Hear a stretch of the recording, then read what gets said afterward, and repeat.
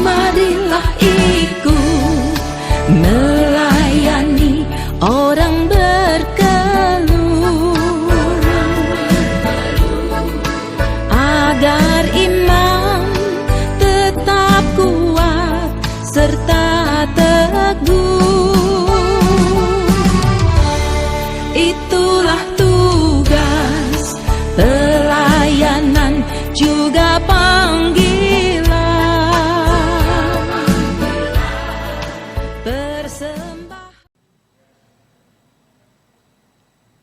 Jemaat yang dikasihi Tuhan Yesus Kristus, Shalom.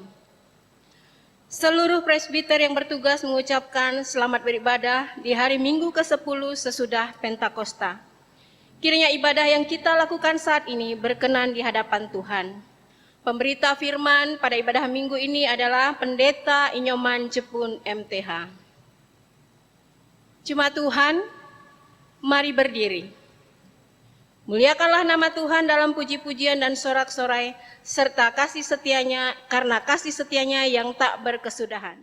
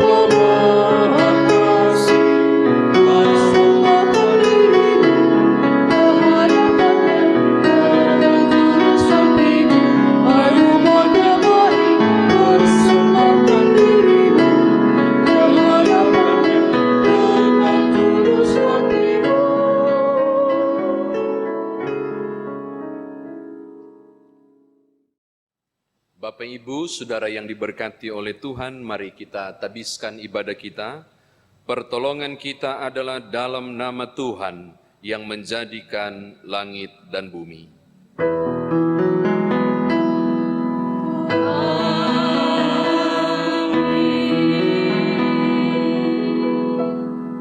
Sebab karena kasih karunia kamu diselamatkan oleh iman, itu bukan hasil usahamu, tetapi pemberian Allah. Demikian pembimbing Efesus pasal 2 ayat 8, terimalah salam, kasih karunia dan damai sejahtera dari Allah Bapa dan Kristus Yesus Juru Selamat kita, menyertai kamu. Dan menyertaimu juga.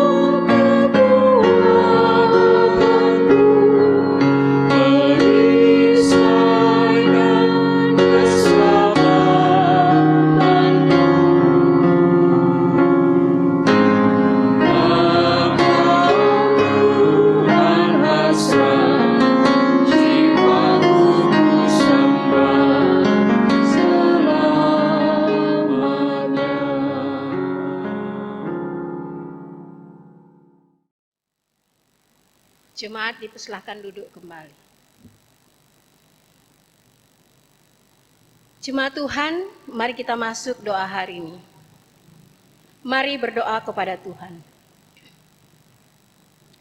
Ya Allah, Bapa Maha Kuasa, kami bersyukur atas pertolongan dan berkat-Mu yang kami terima dalam kehidupan selama sepekan yang lalu. Memulai kehidupan kami di pekan yang baru ini, kami datang untuk beribadah, bersujud sembah dan memuji nama Tuhan. Layakkan kami dan berkenanlah atas ibadah, sembah sujud dan pujian kami panjatkan kepadamu. Kami pun sadar dan mengakui segala dosa dan kejahatan kami, baik yang tampak dalam sikap dan laku kami, maupun yang tersembunyi di pikiran dan hati kami. Berilah kami pengampunan dan damai sejahtera ya Bapa, serta baruilah hidup kami oleh Roh Kudus-Mu. Sebab hanya oleh rahmat-Mu, ya Bapa, dan dengan memandang kepada Yesus Kristus, kami bersyukur atas kasih setia dan pengampunan-Mu yang nyata dalam hidup kami sampai hari ini. Ajarlah kami untuk mengikuti teladan kasih-Mu, serta melakukan firman dan kehendak-Mu sebagai saksi-saksi yang setia di sepanjang hidup kami. Sehingga melalui kami, banyak orang akan memuji dan memuliakan nama-Mu. Dalam nama Tuhan Yesus kami telah berdoa. Amin.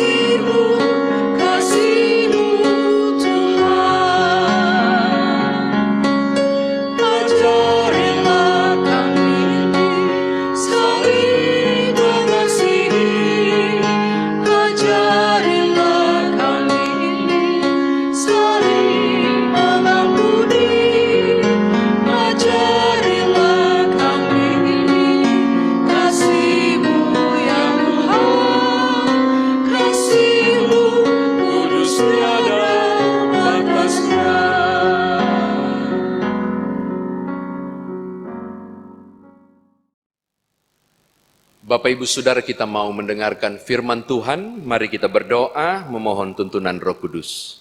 Kami mau mendengarkan firman-Mu ya Bapa dalam Kristus Yesus.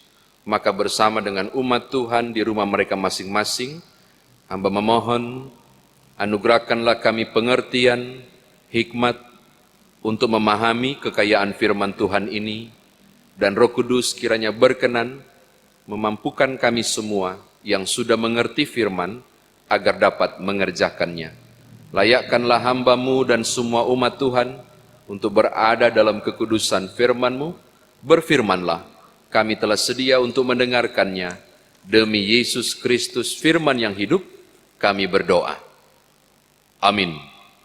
Umat Tuhan, mari berdiri untuk mendengarkan firman Tuhan yang dibaca dari Alkitab. Haleluya.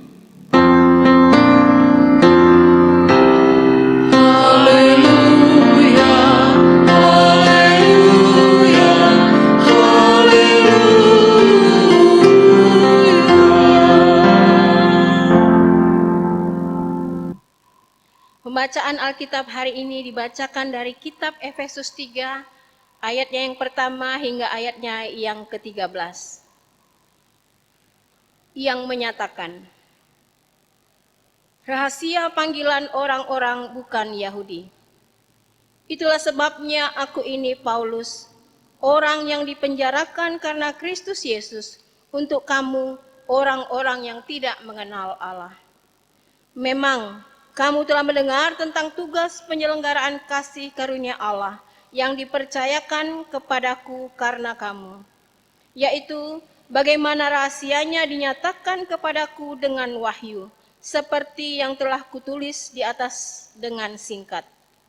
Apabila kamu membacanya, kamu dapat mengetahui daripadanya pengertianku akan rahasia Kristus, yang pada zaman angkatan-angkatan dahulu tidak diberitakan kepada anak-anak manusia, tetapi yang sekarang dinyatakan di dalam roh kepada rasul-rasul dan nabi-nabinya yang kudus, yaitu bahwa orang-orang bukan Yahudi karena berita Injil turut menjadi ahli-ahli waris dan anggota-anggota tubuh dan peserta dalam janji yang diberikan dalam Kristus Yesus.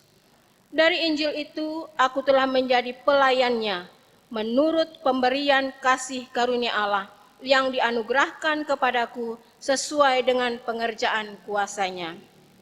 Kepadaku yang paling hina di antara segala orang kudus telah dianugerahkan kasih karunia ini untuk memberitakan kepada orang-orang bukan Yahudi kekayaan Kristus yang tidak terduga itu, dan untuk menyatakan apa isinya tugas penyelenggaraan rahasia yang telah berabad-abad tersembunyi dalam Allah yang menciptakan segala sesuatu, supaya sekarang oleh jemaat diberitahukan pelbagai ragam hikmat Allah kepada pemerintah-pemerintah dan penguasa-penguasa di sorga, sesuai dengan maksud abadi yang telah dilaksanakannya dalam Kristus Yesus Tuhan kita. Di dalam Dia kita beroleh keberanian dan jalan masuk kepada Allah dengan penuh kepercayaan oleh iman kita kepadanya. Sebab itu aku minta kepadamu supaya kamu jangan tawar hati melihat kesesakanku karena kamu, karena kesesakanku itu adalah kemuliaanmu.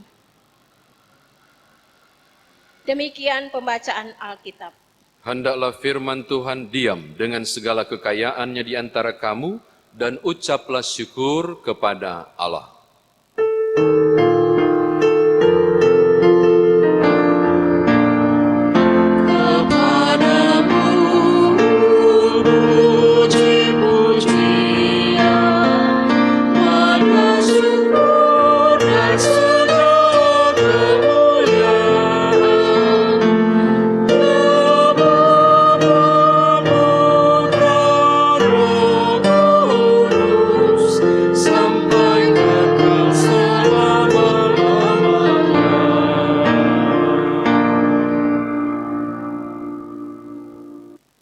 Shalom Bapak Ibu Saudara, seperti biasa mari silakan jabat tangan kanan kiri muka belakang di rumah saudara masing-masing, katakan damai sejahtera bagimu. Bapak Ibu Saudara kekasih dalam Tuhan, saya tidak lagi menjelaskan tentang jemaat Efesus, kota Efesus, dan bagaimana proses hingga kemudian Efesus ini terbentuk menjadi jemaat dan percaya melalui pemberitaan Rasul Paulus, karena beberapa minggu yang lalu kita sudah bicara tentang kondisi Efesus pada waktu itu. Jadi kiranya Bapak Ibu masih mendengar, tapi paling tidak saudara terekam untuk memahami bahwa surat ini adalah surat yang ditulis dalam penjara ketika Rasul Paulus mengalami perlakuan tidak adil dan dipenjarakan di Roma.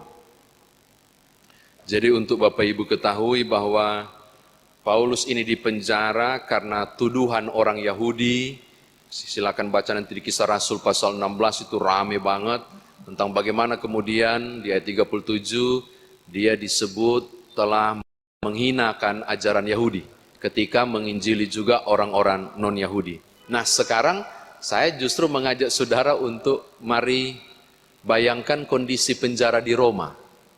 Beberapa waktu yang lalu, mungkin tahun lalu kali ya, saya lupa di Piniel ini saya menyampaikan tentang ketidaknyamanan penjara di Roma, tentang bagaimana lantainya dengan kemiringan tertentu, diikat dengan rantai juga, lalu kemudian ada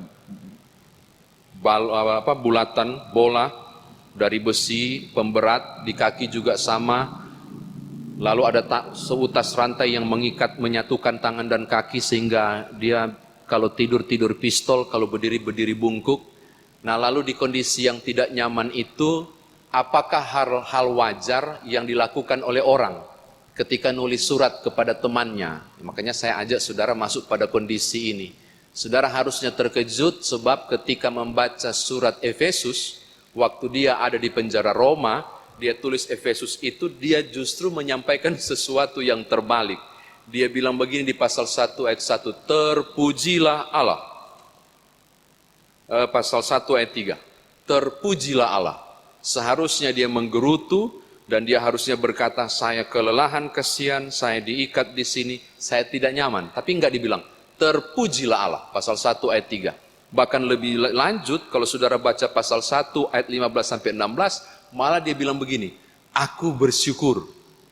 Orang dalam penjara, dalam kondisi yang tidak nyaman, bilang begini, aku bersyukur, dia tulis surat. Harusnya, saya ini, aduh makanan yang gak enak, ini begini, ini begitu. Harusnya begitu, tapi enggak.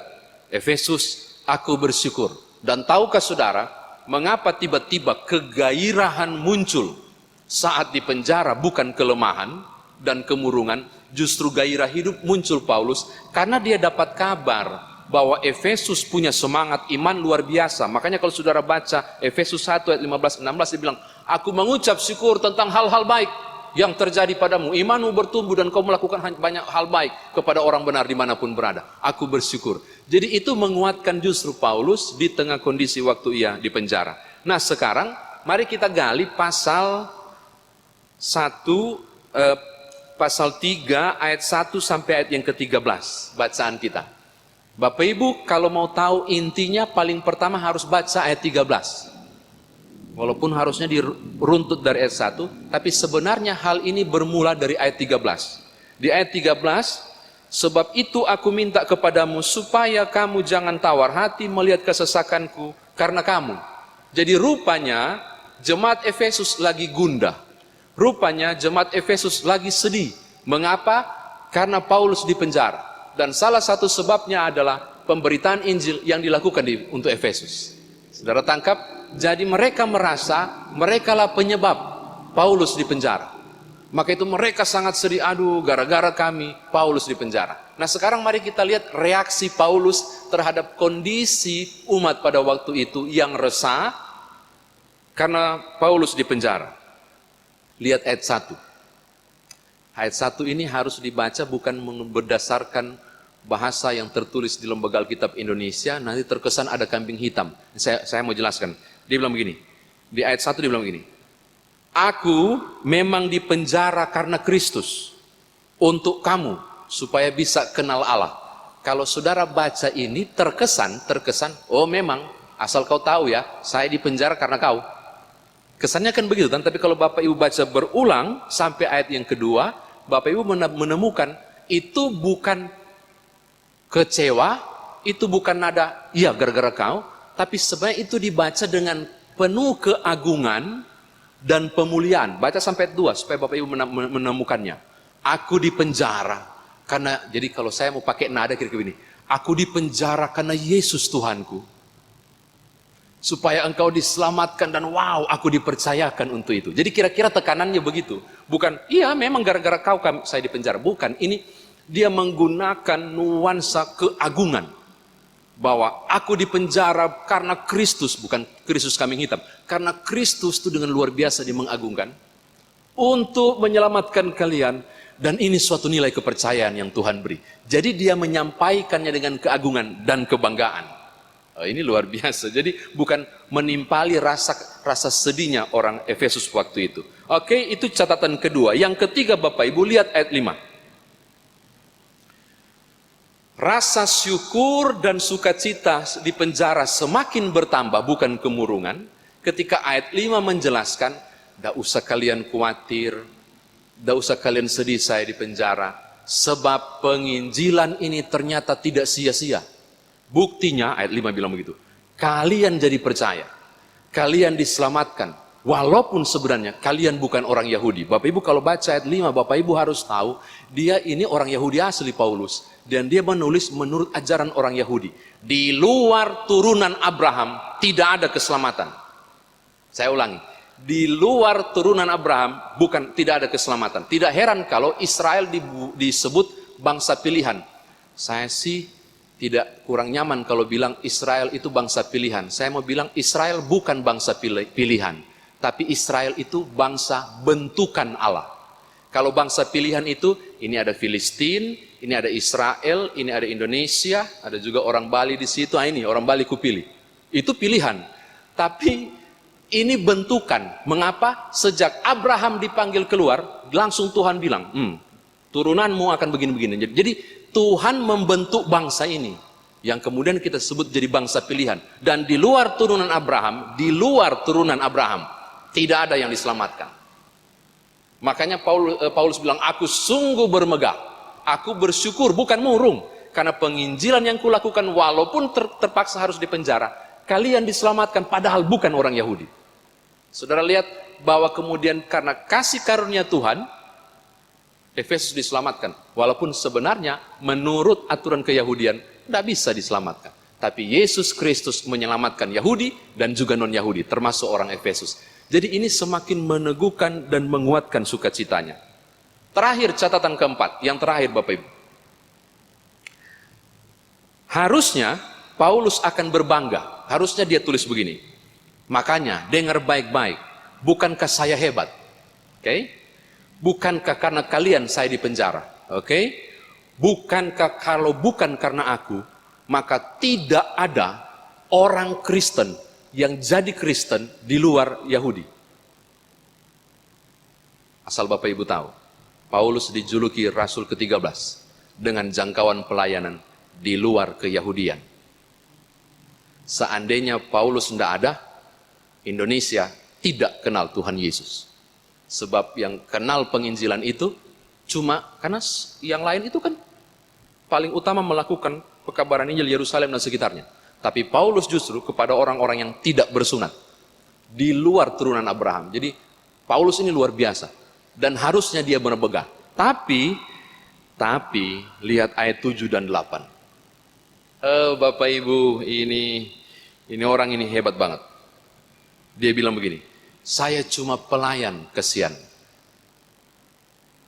Karena tadi P1 orang Sangir, jadi saya ikut gaya orang Sangir, kesian. Cuma pelayan kesian. Saya bukan siapa-siapa. Itu ayat 7 loh.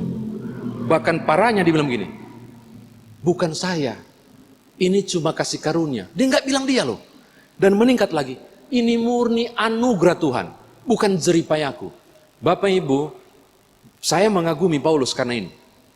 Oh benar, kalau Bapak Ibu merujuk perjanjian baru, surat terbanyak yang ditulis oleh Rasul bukan Petrus, pemimpin 12, bukan. Justru Paulus, dengan berbagai ajarannya. Tapi hatinya sungguh sangat rendah, sungguh sangat rendah. Saya bukan siapa-siapa, saya cuma pelayan. Ini kasih karunia, murni anugerah.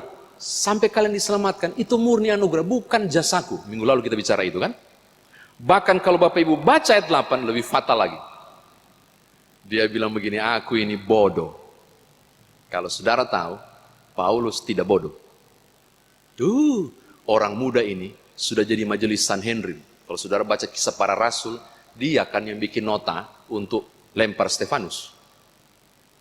Dia yang ambil untuk minta. Jadi dia orang yang sangat berpengaruh.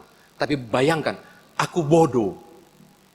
Dia tidak bermegah pada kesuksesan dari karya pelayanannya. Karena dia tahu itu semua anugerah, itu karena karunia Allah. Padahal kalau bukan karena Paulus dan tanpa Paulus, kemungkinan besar penginjilan tidak akan sampai di luar orang-orang bukan Yahudi. Saudara lihat, orang-orang non-Yahudi tidak mungkin diselamatkan. Bapak Ibu, saya kira demikian firman Tuhan ditafsirkan. Nah sekarang bagaimana kita bawa dalam kehidupan beriman? Saya punya 2 aplikasi untuk saudara bawa pulang. Kambing hitam. Berapa banyak saudara dan saya barangkali yang mengalami kondisi yang tidak nyaman padahal saudara berbuat baik? Ulangi. Berapa banyak dari saudara yang mengalami kondisi tidak nyaman padahal saudara berbuat baik dan benar? Oke? Lalu berapa banyak dari saudara yang mencari siapa yang tepat untuk disalahkan? Bukankah saya baik dan benar? Bukankah itu fitnah dan seterusnya? Tapi saya mau bilang kepada saudara, untuk mengatakan kebenaran juga saudara harus memperjuangkan itu. Tapi yang saya maksud, acap kali ketika orang disudutkan, orang akan cari siapa yang tepat jadi korban kambing hitam supaya saya aman. Dalam kondisi Paulus, selayaknya bisa dua calon kambing hitam, yaitu Allah yang suruh dia tebarkan firman, dan juga karena orang-orang non-Yahudi ini yang harus diselamatkan. Maka gara-gara kalianlah, dan karena Tuhan, saya dipenjara. Tapi tidak bagi Paulus. Dia menyebutnya itu dengan keagungan, seakan di penjara itu pun sesuatu yang mesti disyukuri. Saya mau bilang hal yang sama kepada Bapak Ibu Saudara. Di kondisi apapun yang saudara alami karena melakukan kebenaran, merujuk 2 minggu lalu, adalah hal yang lebih baik engkau kemudian mengalami hal yang tidak nyaman justru karena mengerjakan kebenaran daripada mengerjakan ketidakbenaran. Paulus ada di titik itu, bahwa di kondisi yang tidak nyaman sekalipun, dia nggak cari siapa yang tepat disalahkan. Yang dia tahu adalah, saya harus bersyukur, menikmati buah kepercayaan yang Tuhan beri dalam proses pekabaran Injil itu. Hal pertama saya mau katakan kepada Bapak Ibu, daripada bersungut untuk cari kambing hitam, carilah cara dan peluang untuk mensyukuri ketidaknyamanan saudara. Sebagaimana kondisi tak nyaman dalam penjara, Paulus mampu mengangkat syukur. Oke, ini yang pertama. Yang kedua,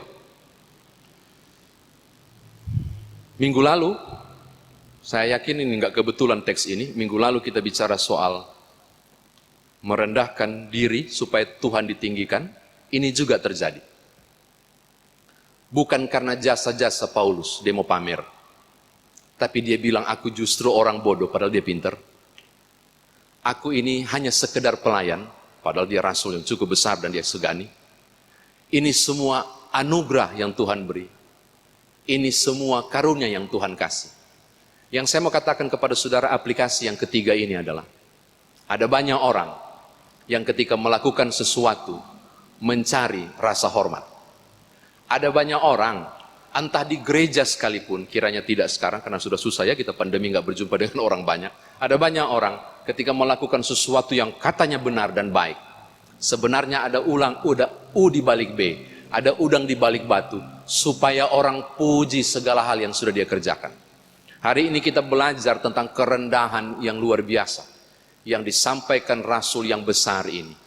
Aku bukan siapa-siapa, itu terjadi karena anugerah Allah. Maka hal yang sama saya mau sampaikan kepada Bapak Ibu, ketika Tuhan memanggil saudara dan saya dalam bentuk panggilan model apapun, termasuk di gereja, aktivitas saudara di luar, dan apapun yang saudara kerjakan, lalu berbagai hal yang baik itu kemudian menjadi sesuatu yang layak untuk ditinggikan dan dipujikan. Kemarin saya tulis status, kita punya hutang untuk memberi pujian pada orang lain. Tepuk tangan supaya orang lain merasa disayang dan tahu bahwa itu pekerjaan baik. Itu hal yang wajar. Maka kalau ada orang yang datang memuji saudara dengan semua prestasi yang saudara buat, saya mau bilang itu wajar. Tapi ikuti Paulus, kembalikan itu untuk Tuhan dan kemuliaannya. Wih, ternyata mantap loh. Wow, puji Tuhan. Kenapa enggak Tuhan yang ditinggikan, walaupun secara manusiawi, siapa sih yang enggak suka dipuji? Bapak Ibu diajak untuk belajar pada karakter ini. Di kesuksesan panggilan saudara, di situasi apapun yang saudara alami, dan kemudian berhasil saudara dapat, lalu kemudian apresiasi saudara terima, terimalah itu sebagai kewajaran. Tapi jangan lupa, kembalikan itu untuk hormat dan kemuliaan nama Tuhan. Tadi terakhir ya, ini terakhir sekali. Bapak Ibu, puji Tuhan, melalui Paulus, engkau dan saya, yang bukan turunan Abraham, telah dipanggil untuk memperoleh kasih karunia Allah dan diselamatkan.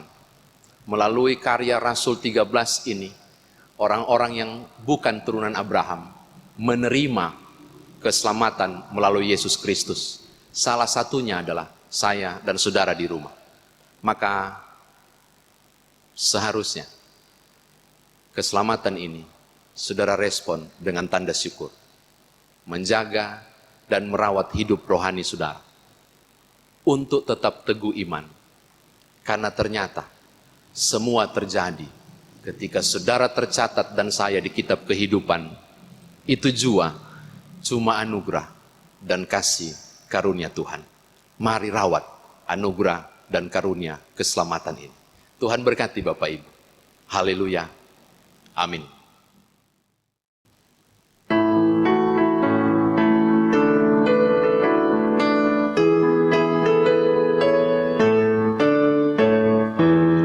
Yesus memanggil, mari segera ikutlah jalan selamat bahkan jalan sesat benar sempurna.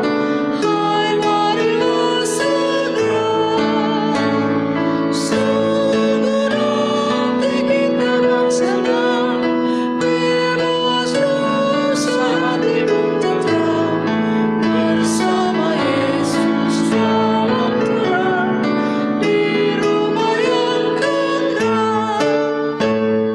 Jangan kau lupa Ia serta perintah kasih-Nya patuhilah. Mari dengar lembut suara-Nya, anakku datanglah. Sungguh nanti kita akan senang, bebas susah hati pun tenteram bersama Yesus dalam terang di rumah yang kekal.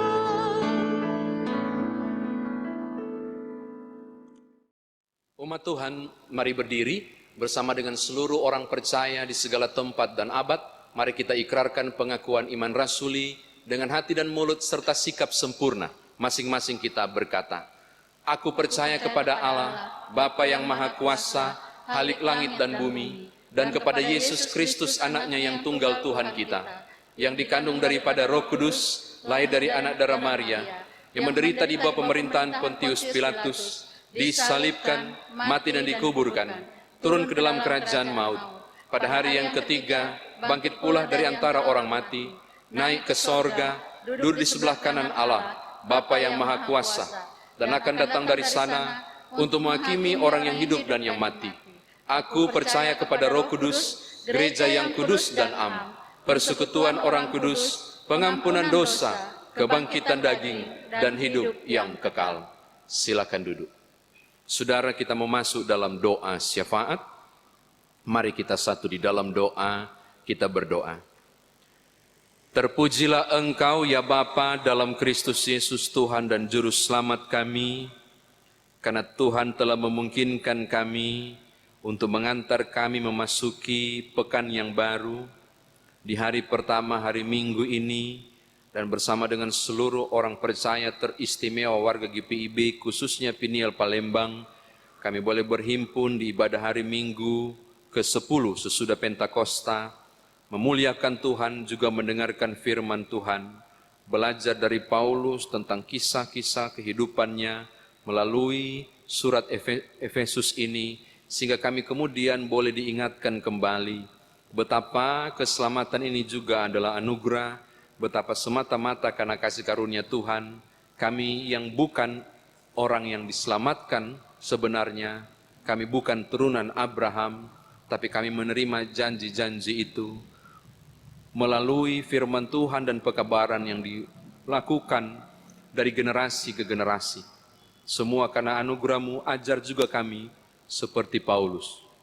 Di momen manapun, di kondisi yang tidak nyaman karena panggilan iman ini, Engkau tetap kami puji, Tuhan tetap kami tinggikan, kami cari peluang dan cara untuk bersyukur, sebagaimana Paulus mampu menemukan peluang untuk bersyukur, yaitu melalui kemajuan Efesus, walaupun sebenarnya ia dalam kondisi di penjara. Terpuji nama Tuhan, hamba berdoa di syafaat ini untuk menyerahkan sepekan semua aktivitas kehidupan kami, tugas dan pekerjaan yang kami lakukan, baik sebagai pegawai negeri, TNI, Polri, kami yang mengerjakan tanggung jawab di BUMN ataupun di lini-lini swasta, di usaha yang kami buat. Tuhan berkenanlah untuk memberkati semuanya, apa yang kami sedang siapkan di pekan yang baru dengan berbagai target-target produksi yang saat ini kami dapat di usaha bisnis, pekerjaan, dan tanggung jawab kami.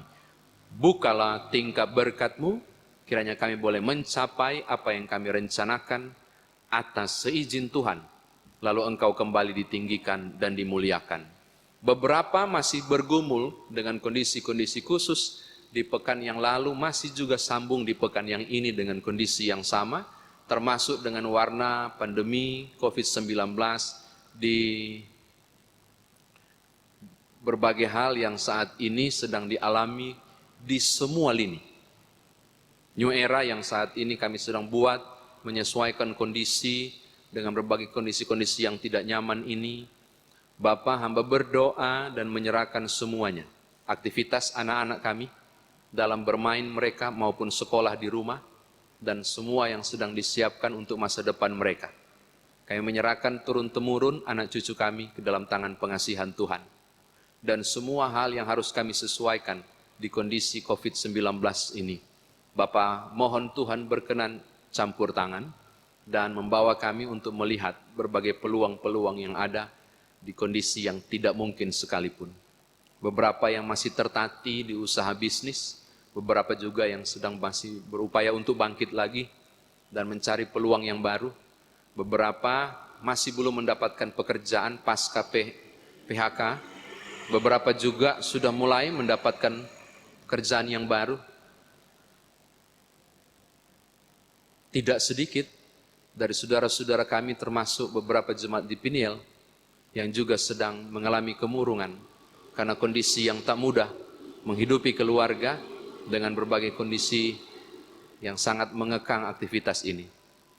Kami tetap berdoa untuk meyakini Tuhan, Engkau sumber jalan keluar. Dalam iman badai ini pasti berlalu, namun tolonglah kami. Jika Engkau berperang untuk kami, biarlah kami tidak menyarungkan pedang. Kami juga terus berjuang bersama Tuhan. Kami tidak akan pernah berhenti. Kalau jatuh kami mau bangkit lagi, karena Engkau menopang kami. Sehingga beberapa kami nantinya akan mendapatkan berita baik. Mungkin tidak pada pekan yang lalu, mungkin pekan ini, atau juga pekan yang akan datang. Beri kami kesabaran untuk menunggu jawaban Tuhan. Terima kasih Bapa, terpujilah nama-Mu. Hamba berdoa dan menyerahkan semua yang terlibat dalam pelayanan. Tuhan berkati para presbiter yang melayani, pemandu lagu, pemain musik. Hamba berdoa juga menyerahkan vikaris yang terlibat langsung untuk semua proses di belakang maupun yang mengikuti berbagai tanggung jawab ke depan yang akan ditelusuri dan disiapkan. Bukan saja di tanggung jawab pelayan di tempat ini, namun memasuki triwulan keempat yang saat ini sedang mau dijalani, Tuhan juga tolong. Supaya semua proses dan tanggung jawab pelayanan dan masa vikariatnya berakhir juga dengan kemurahan Tuhan. Berkati tim IT, tim kreatif yang mengerjakan, hingga memungkinkan kami boleh menikmati kehadiran Tuhan melalui video ibadah hari Minggu yang kami nikmati bersama saat ini. Semua karena Tuhan, bukan karena jasa kami, tapi hamba berdoa, biar tiap orang yang mengerjakan semua ini tetap diberkati dan pulang tidak dengan tangan hampa. Ini doa kami, ini mohon hati kami demi Tuhan Yesus Juru Selamat yang mengajar kami berdoa. Bapa kami yang di sorga, dikuduskanlah nama-Mu, datanglah kerajaan-Mu, jadilah kehendak-Mu di bumi seperti di sorga. Berilah kami pada hari ini makanan kami yang secukupnya, dan ampunilah kami akan kesalahan kami, seperti kami juga mengampuni orang yang bersalah kepada kami. Dan janganlah membawa kami ke dalam pencobaan, tetapi lepaskanlah kami daripada yang jahat.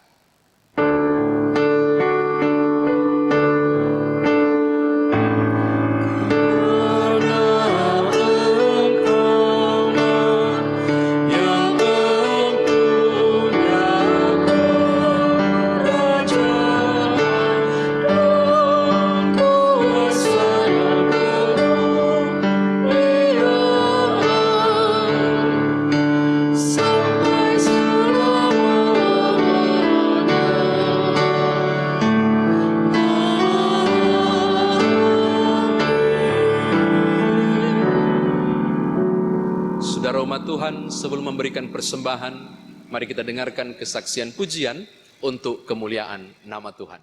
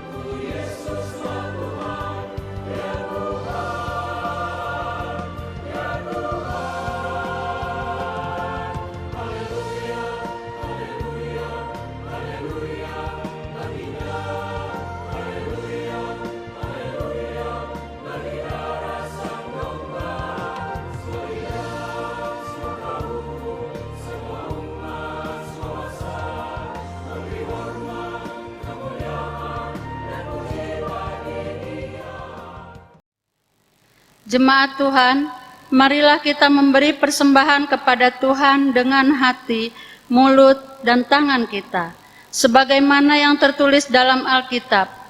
Lukas pasal 6 ayat 38. Berilah dan kamu akan diberi, suatu takaran yang baik yang didapatkan, yang digoncang dan yang tumpah keluar akan dicurahkan ke dalam ribaanmu. Sebab ukuran yang kamu pakai untuk mengukur akan diukurkan kepadamu. Demikianlah firman Tuhan. Tuhan memberkati saudara dan persembahan saudara.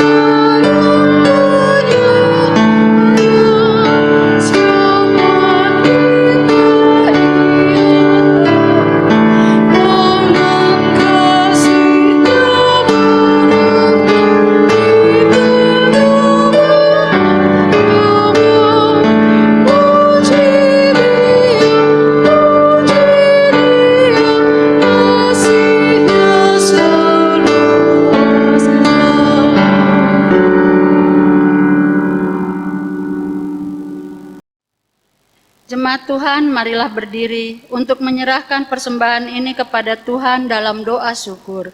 Kita berdoa. Ya Tuhan Allah kami bersyukur kepadamu dan memuji namamu yang agung itu. Sebab siapakah kami sehingga mampu memberi persembahan sukarela seperti ini? Sebab daripadamulah segala-galanya dan dari tanganmu sendiri persembahan yang kami berikan kepadamu. Amin. Kami persilahkan duduk kembali.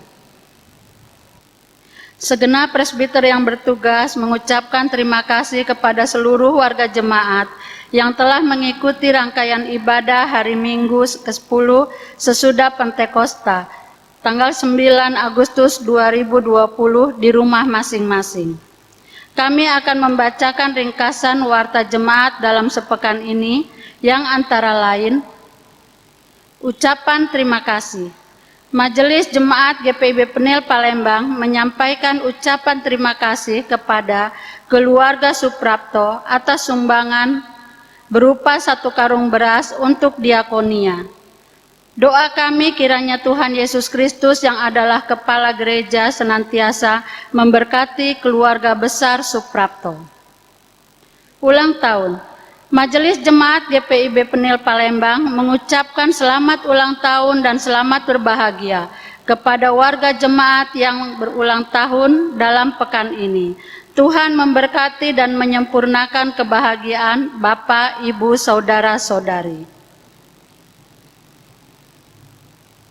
Persembahan. Bagi Bapak Ibu yang sudah memberikan persembahan, maka persembahan yang telah dikumpulkan dapat diantar langsung ke kantor majelis jemaat atau melalui rekening GPIB Penil Palembang. Ibadah selanjutnya tetap dilakukan di rumah masing-masing. Kami mengucapkan terima kasih kepada seluruh jemaat yang tetap di rumah masing-masing dalam upaya memutuskan mata rantai penyebaran COVID-19. Demikianlah ringkasan warta jemaat minggu ini. Atas perhatiannya diucapkan terima kasih. Selamat hari Minggu. Tuhan Yesus memberkati pelayanan kita bersama. Umat Tuhan, mari berdiri sebagai tanda kesiapan kita untuk melaksanakan firman Tuhan yang telah kita dengar.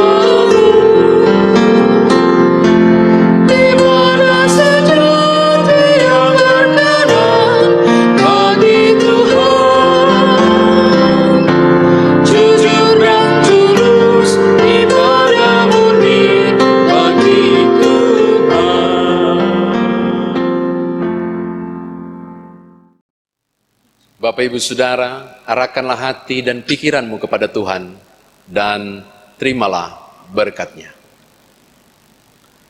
Tuhan memberkati engkau dan melindungi engkau.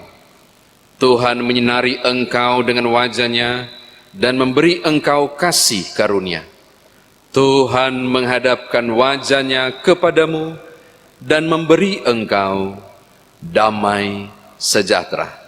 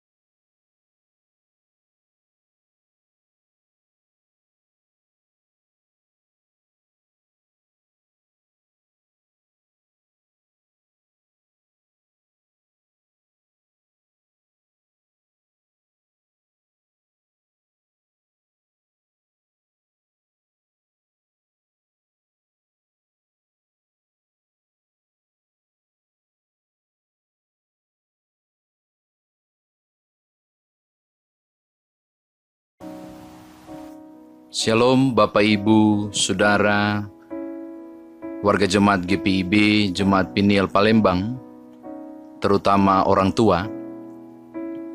Kita bagaikan busur, di mana kehidupan anakmu bagaikan anak panah melesat dari busurnya menuju ke masa depan. Sang pemanah, yakni Allah perkasa, sangat tahu sasaran bidikan keabadian. Dia merentangmu dengan kuat kuasanya, hingga anak panah itu melesat jauh serta cepat. Sebagai orang tua, meliuklah dengan sukacita dalam rentangan Sang Pemanah Agung. Sebab Dia mengasihi anak panah yang melesat laksana kilat, sebagaimana pula dikasihinya busur yang mantap. Salah satu bentuk liukan busur panah atau orang tua adalah dengan mengantarkan anak-anak ke gereja untuk mengikuti kelas katekisasi. Dengan demikian, orang tua bersama gereja telah menyiapkan anak-anak melesat jauh, bagaikan anak panah, untuk menggapai masa depan bersama Tuhan. Mari antar anak-anak saudara untuk ambil bagian dalam kegiatan pelaksanaan katekisasi reguler yang pendaftarannya telah kami buka. Tuhan memberkati saudara.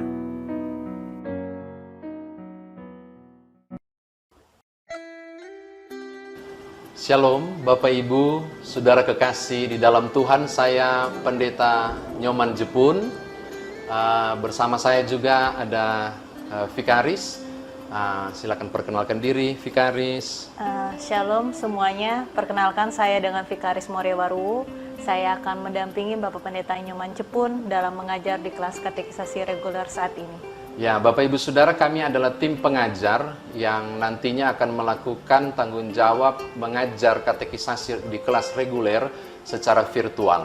Ruangan ini akan digunakan oleh kami untuk mendampingi, membekali anak-anak Bapak Ibu Saudara dalam kelas katekisasi reguler dalam bentuk virtual. Kita tidak lagi menggunakan bentuk konvensional oleh karena kondisi yang tidak memungkinkan.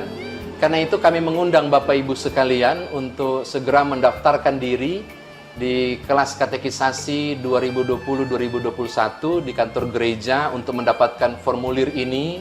Tolong jangan lupa membawa akte kelahiran dari anak, kemudian juga surat baptis dari anak. Bahkan kami juga membutuhkan surat akte perkawinan catatan sipil, akte nikah catatan sipil maupun pemberkatan perkawinan. Mengapa surat-surat dibutuhkan? Untuk mencocokkan data-data nanti ketika pelaksanaan katekisasi itu akan dilakukan. Bapak Ibu sekalian yang mengikuti video ini yang barangkali berasal dari di luar GPIB Piniel Palembang, kami juga membuka kesempatan kepada Bapak Ibu sekalian untuk bisa mendaftarkan anak-anak Bapak Ibu dalam rangka mengikuti katekisasi, tentunya warga jemaat GPIB.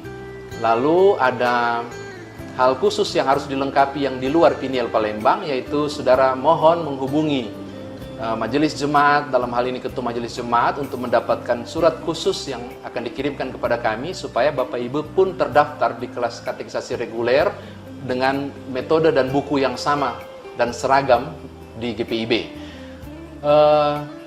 Bagaimana dengan yang di luar? Semuanya dalam bentuk pelayanan, sehingga tidak ada memungut biaya apapun dalam hal pendaftaran hingga selesainya pelaksanaan. Bagi warga jemaat Piniel Palembang akan diteguhkan di gedung gereja, saudara yang berasal dari gereja lain tentunya akan kami surati untuk kemudian melaksanakan peneguhan di jemaat masing-masing. Kami ingatkan sudah mulai dibuka pendaftaran, silakan bergegas.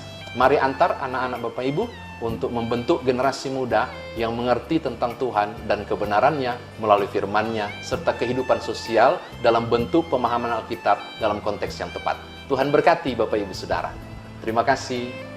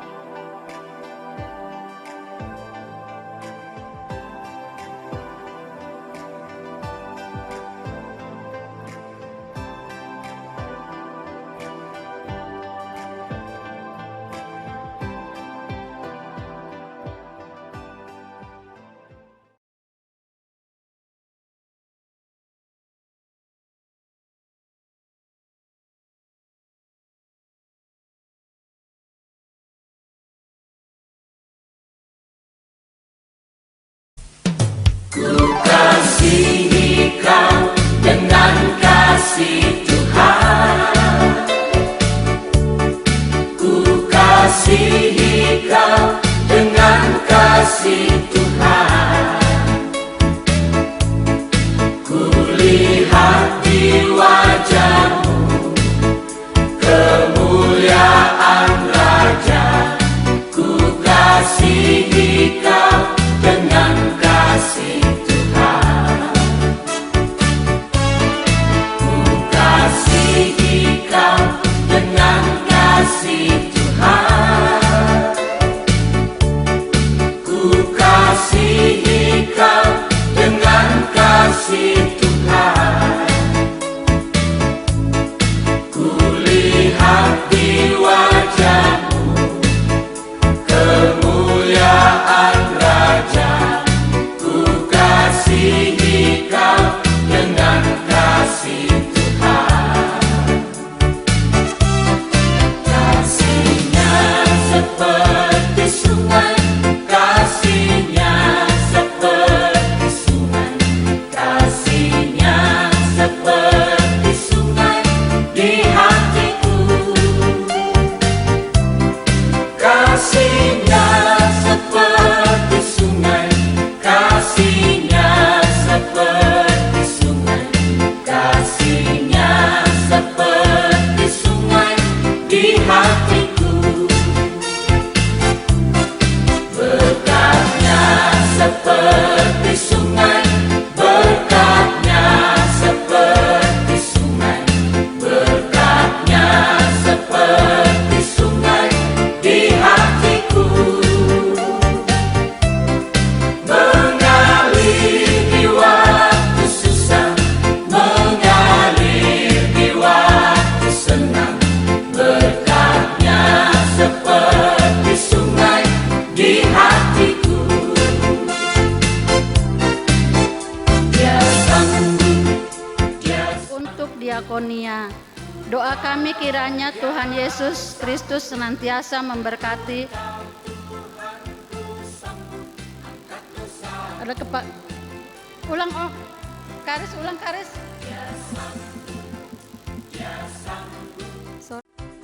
tahu dia sanggup.